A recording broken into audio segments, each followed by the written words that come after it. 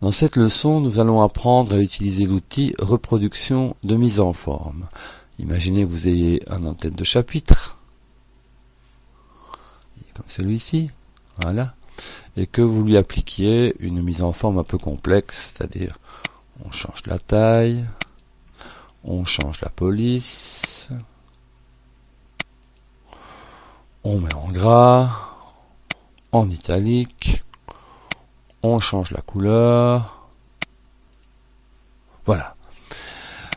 Vous avez donc le résultat ici, mais si vous avez envie de reproduire cette même mise en forme là, là ou là, comment faire? On peut évidemment refaire la même opération pour tous les antennes de chapitre, mais ça risque de prendre un certain temps, mais il y a une solution plus simple.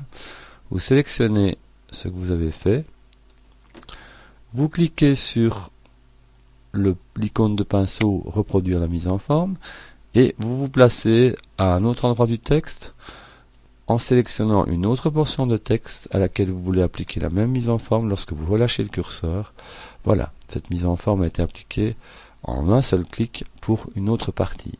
Bon, imaginez aussi que vous ayez un certain nombre de chapitres à mettre à la même mise en forme.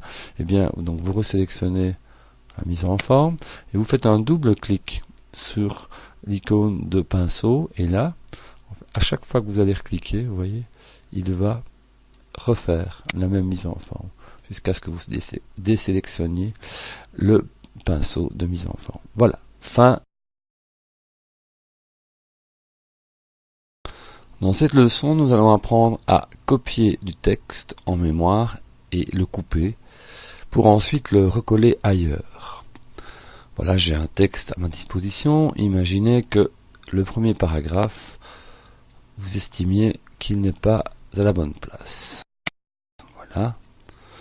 Eh bien, vous pouvez le couper. Alors, si on veut le couper, on a d'abord une première possibilité graphique ici.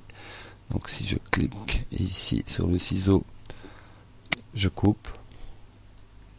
Et puis, je vais positionner mon curseur là où j'aimerais bien que mon texte figure désormais. Et je vais, vous voyez ici, j'ai une option coller. Je clique dessus, je colle. Je fais le collage et voilà.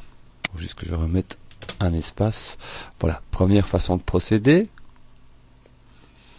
On va revenir en arrière, ça me permettra de voir une touche qui annule les dernières modifications.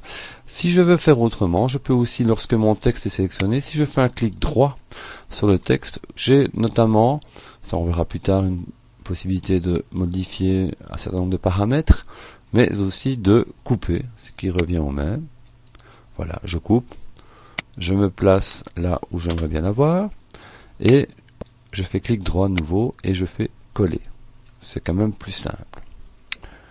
Un autre raccourci, mais qu'on ne peut pas exprimer ici par ce programme qui montre des clics de souris, c'est CTRL-C pour copier, CTRL-X pour supprimer, CTRL-V pour coller. Ce sont des raccourcis qui sont intéressants. Les raccourcis clavier sont en général les plus rapides. Voilà. Donc nous avons appris à couper et à coller une portion de document. Fin.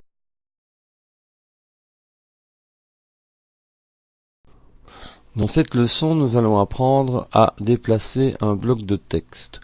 C'est un peu ce que nous avons fait tout à l'heure en coupant et en collant un paragraphe. On va voir comment on pourrait éventuellement le faire autrement. Je sélectionne mon paragraphe, voilà. Puis je me replace au-dessus et je clique gauche, je maintiens enfoncé. Vous remarquerez que ma flèche est accompagnée d'un petit rectangle qui veut dire que je suis en train de déplacer mon texte.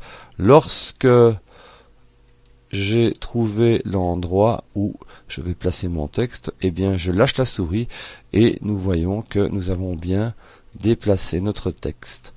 Il est en dessous maintenant du paragraphe précédent. Voilà, fin de cette leçon.